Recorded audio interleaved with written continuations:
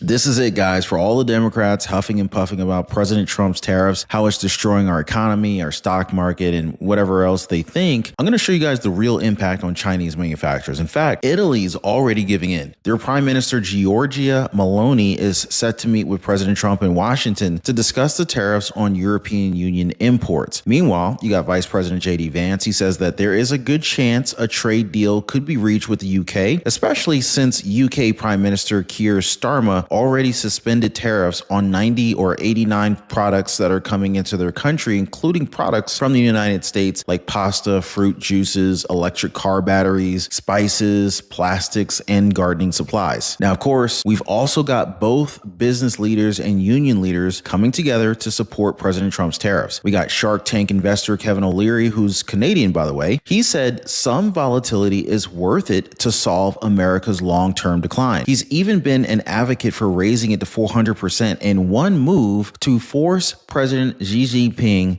to the table because, according to him, they have not abided by the rules in any single year. American journalist and attorney Geraldo Rivera praised President Trump for ambushing and suckering China with his unpredictable tariff strategies. United Auto Worker President Shawn Fain had to defend himself in a verbal gauntlet against MSNBC hosts Alicia Melendez and Simone Sanders Townsend and Michael Steele over the tariffs. Now, mind you guys, this is one of the biggest unions in America, and for them, tariffs will in fact influence these companies to do the right thing and reinvest in this country and reinvest in factories in this country. So really, whose narrative are you going to believe here, guys? The hearsay from liberal media or what you can see and hear with your own two eyes, which is the real situation with these Chinese manufacturers right here, right now. Watch. A business owner running an automotive parts processing factory in Guangdong expresses helplessness in a video. Once the tariffs went up, the factory turned into a retirement home. This time last year, the machines were deafening. Now, not even rats come around. 2 million yuan worth of goods are stacked up like mountains, and no one wants them, not even for free. The workers sit outside in the sun all day, and I'm paying their basic wages out of my own pocket. The bank is hounding me every day over the loan. If this keeps up for another 3 months, these machines will be worth nothing but scrap. The Americans raised tariffs without a second thought, but it's killing those of us in real industry. Does anyone have a way to clear out this inventory? I'll take scrap prices if I have to. A clothing factory owner is clearing out inventory due to excess stock. Does anyone want these white pants? If you don't mind, you can just take them. It's such a shame to throw away tens of thousands of them. The US is hitting us with heavy tariffs, and these goods are affected. Physical stores are closing down. All the big brands are shipping their genuine products with labels.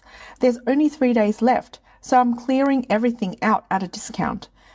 If you've never bought before, now's the time to try a few. The US-China trade war has dealt a devastating blow to industries that depend on exports to the United States, especially in sectors such as textiles, apparel, electronics, and automotive products. Factories that previously manufactured goods for American brands have been hit hardest, with widespread order cancellations and even finished products left without buyers. Many factories have been forced to halt production or attempt to reduce inventory through domestic sales, but weak consumer demand at home has limited the impact, resulting in heavy losses. Today is April 10th. U.S. tariffs have surged to a staggering 145%. Many friends running OEM factories for American brands told me all their U.S. orders were canceled. Even completed goods are being rejected, and shipments that already reached the port are being pulled back. Some shameless clients are even demanding their deposits back. When disaster hits, personally, it hurts to think about the working class people getting hit over there too, to be honest with you. They're just regular people just like we, but then again, it also makes me think, hey, they never cared when factories closed here, did they? And honestly, guys, a lot of Americans think the same way. Here are some hot takes from voters in Michigan, Texas, Tennessee, and Washington, D.C. Watch. I think they're aggressive, but I probably need it. He's bullying our friends and all the country, the whole world, and he's trying to get things to change by bullying people. They're great. I think they're great for our country and going to be great for our country in the long run. Little hiccup right now, but in the long run, we'll all be way better off. I don't think that they are the appropriate move to make. I think he's crazy. I believe he's trying to take advantage of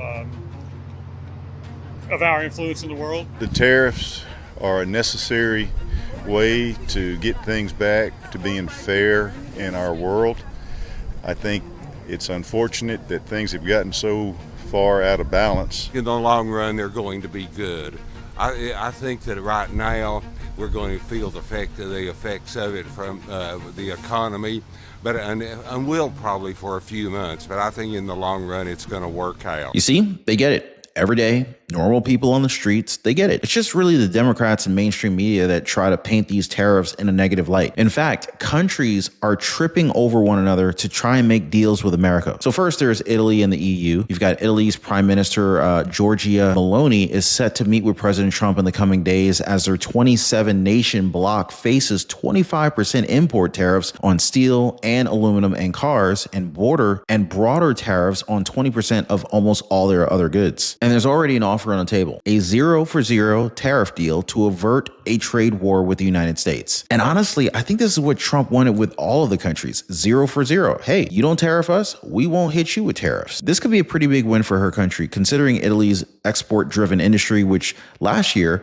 ran a $43.75 billion trade surplus with the United States, the third largest in the European Union after Germany and Ireland. Italy's exports to the United States are worth 10% of total exports. Hey, by the way, guys, you've got to check out the Inner Circle. This is where our true supporters get exclusive access to content that I just can't share here, completely commercial free. It's also the best way to keep this channel going strong. So if you want to be a part of something special, join us over there. Links in the description or in the pinned comment down below. Vice President J.D. Vance also mentioned a trade deal with the UK. He said they're certainly working very hard with Keir Starmer's government. So Starmer, on his part, suspended tariffs on what they called everyday essentials, plywood, plastics, major construction building blocks, and also included in their list of items, the UK government predicts it could save businesses 17 million euros, which is between 19 million and 22 million US dollars. Now, Confederation of British Industries International Director Sean Maguire said measures like these will be important for reducing the financial pressures on firms and also to help drive growth for businesses of all sizes across the country. Well, let's just hope it helps regular people too, right? Now, what I do know is that President Donald Trump vowed no country would get off the hook for what he called unfair trade imbalances and tariff barriers long used against the United States. He made a very good point too on Truth Social that we need to make products in the United States and that we will not be held hostage by other countries, especially hostile trading nations like China, which will do everything and anything within its power to disrespect the American people. He also said we cannot let them continue to abuse us on trade like they have done for decades. Those days are over. China responded to the United States' 145% tariff on Chinese imports by imposing a 125% tariff on all goods coming from the United States. But as you saw, it's really them that's getting hit hard by this trade war going on. So really, this goes to show that for Trump and Republicans, it's America first, while Democrats, it's America last. I mean, am I right, guys? Drop a quick yes in the comments down below, guys. Hit the like button if you agree. Also, don't forget to hit the subscribe button. So here's investor Kevin O'Leary doubling down on his defense of President Donald Trump's tariffs. Some say volatility is worth it to solve America's long-term decline. Here, check this out. It's the government. They cheat, they steal, they don't play by the rules, and I've had enough. And so I would like this thing worked out. I don't care about the volatility. I don't care if Trump ratchets it up 25% a day. What do you mean? Wait, Kevin, what do you mean you don't care about volatility if volatility has a direct impact on us as the consumers? Because we have to fix this problem once and for all. It's killing us. It's killing small business in America. It's killing large businesses. All the IP these guys steal. You go back and look at all of their technological advancements, and this is a personal estimation, you're going to find source code from American companies back 4 decades ago. These guys don't play by the rules. And administration after administration, whether it be European or American, have not dealt with this. It's enough. We've got to solve this problem. Okay. Now, if we have to squeeze Chinese heads to the wall, as I said yesterday when I was testifying, so be it. I'm willing to live with the volatility to get the long situation settled. I want to compete in China. I want to open up those markets. I mean, it's pretty hard to argue what he's saying here because this isn't just about trade. This is about decades of China breaking the rules and stealing from American companies, and nobody's really doing anything about it. So he's testified in Washington. He's backed U.S. companies that got copied, ripped off, and undercut once they started doing well. A company that gets to $5 million in sales with a consumer good or service on Amazon or on Alibaba, and then all of a sudden, as soon as it hits $5 million, it's knocked off. They steal the IP, they manufacture it there, and then they sell it back into this market. He says small businesses are getting crushed, big businesses too, and that China has been stealing American intellectual property for years. He said if you go back and look at all the technological advancements, you're going to find source code from American companies back 4 decades ago. And Kevin O'Leary made it pretty clear that this isn't about the Chinese people. It's about the government. He called them cheaters who don't play fair and said that it's time to hit back hard, even if it causes short-term pain here. A little bit of volatility, a little indigestion, a little acid reflux, he called it. I mean, it's a pretty straightforward argument if you think about it. Well, guys, the great wealth transfer is in full effect. Our freedoms are being stolen, guys. Credit card companies are out to get us. And if you don't understand the game, well, you end up getting played by the game. Now, if you're anything like me, guys, you know, you were probably out of shape, maybe in debt, living paycheck to paycheck, and just feeling like the system is just completely taking advantage of you. I remember for a long time, I could rarely ever get any time to spend with my wife. And through trial and error and through a lot of pain, I figured out how to gain freedom and also lose a lot of weight and actually get in shape. And guys, I'm gonna be honest with you, that was a game changer. To no longer be living paycheck to paycheck, figuring out how to get the credit cards to pay me, the power of a strong credit score. I pay thousands of dollars less per year for the same house as my neighbor just because my credit is better than his is. And this is not to brag. I mean, but this is the truth. The banks are literally taking advantage of the poor. It's like the people who can least afford it, they're charging the poor what is like unofficially called a poor tax or a tax on the poor. I mean, I'm now at a point where, you know, like, number one, I don't pay for credit cards. In fact, credit card companies pay me to use their cards. And I figured out how to build a lifestyle that is just ultimately very, very healthy. I lost a tremendous amount of weight and I put on a lot of muscle. But when I was struggling, I wish I knew people who knew these things. So anyway, I decided to create a community of like-minded people who are also interested, just like me, in living better. So if you guys want to join my community, it's called the Liberty Pursuit Network. It is brand new. Come on over. I'd love to have you guys and join like-minded people. Be positively motivated by others who are also on the same pursuit. So I'm going to leave a link for you guys so you can join me over on the Life Pursuit Network in the description down below this video. So check it out, guys, and let's not be a victim of this great wealth transfer that is taking place right now. I think his argument is pretty simple. The US is still the largest consumer market in the world, and we have leverage right now. And if we don't use it, well, we lose it. He wants the government to keep pressure on until China starts following the rules. No filters, no walking it back. He said if we need to squeeze them until they feel it, then that's exactly what we should do. On that same page is journalist Geraldo Rivera, who praised Trump for ambushing and suckering China with his tariff strategies. Here, watch. I believe that he ambushed China.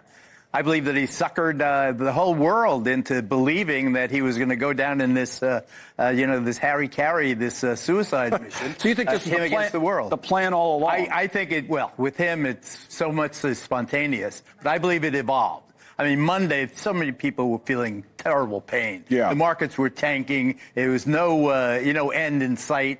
People were watching their 401ks, their IRAs disappear. The whole nation was, I think, trembling over the uncertainty of where we were going with this. He was picking a fight with the entire world. So I said Monday, well, isn't the problem China? Why are we getting everybody, UK, European Union, Japan, etc.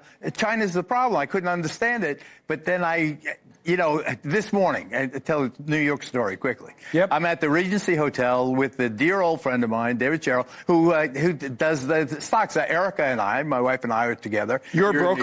In New York. You're my broker. Of course. And we're talking about, oh my God, this is awful, but we're doing the right thing. You have to have courage. You have to stick it out. I went to my Twitter followers. I said, please don't sell. This is on Sunday and Monday. Please don't sell unless you absolutely have to. And then, look what he does.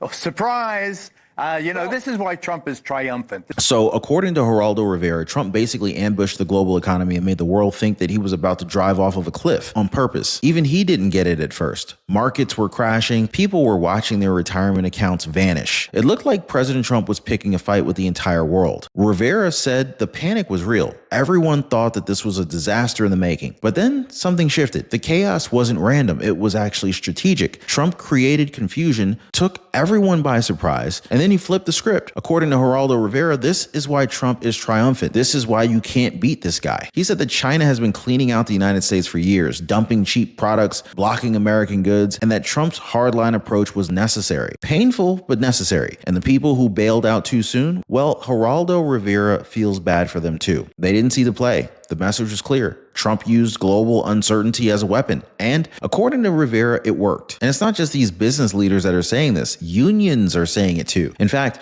United Auto Workers President Shawn Fain educated the hosts at MSNBC regarding this. Here, watch. And I'll try to get as much as I can in a 3-minute clip here. But when it comes to tariffs, look, we support tariffs on auto, on heavy truck, on agricultural implement.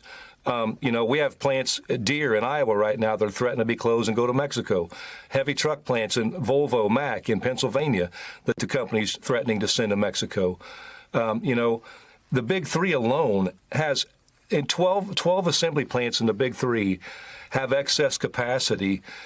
These 12 plants used to produce 2 million more vehicles than they're currently producing. They could utilize that excess capacity in places like with Stellantis in Toledo South Assembly Plant, Belvidere, Illinois, Warren, Michigan, Detroit, Michigan, Ford in Louisville Assembly, GM all over the country. They could utilize that excess capacity, and in very short order, they could create 50,000 jobs. Those are good paying jobs. And how this all impacts profits, let's talk about profits. In the last 15 years, the top 10 automakers in this country generated $1.6 trillion in profits. And you know what they did with those profits? They didn't reinvest it into plants. They didn't lower prices for consumers, and they sure as hell didn't invest it in the workers. But what they did do, they spent $367 billion in buybacks and dividends for Wall Street and over $1 billion for CEOs.